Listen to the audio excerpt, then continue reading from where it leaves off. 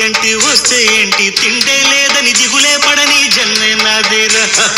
మనసే ఇచ్చి చెయ్యందించి తోడై నీడై మిత్రుడు కలిసే అతని కంటే చుట్టాలెవరు నాకే లేరంట.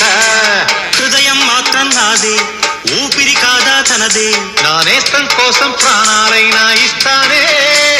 నా మిత్రుడు పెట్టే తిండి నే తింటున్నా నీ వేళ. తన మాటే నాకు వేదం అంట ఏ వేళ.